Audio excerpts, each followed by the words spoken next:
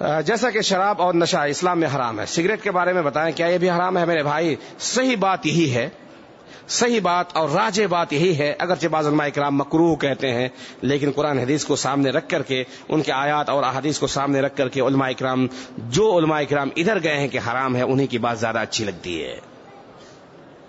قتل النفس ہے اس میں، کتنے لوگ سگریٹ وغیرہ سگریٹ نوشی کے بعد ان کو فلاں بیماری ہو جاتی، سبب صرف ڈاکٹر یہ بتا فلاں سگریٹ کی وجہ سے۔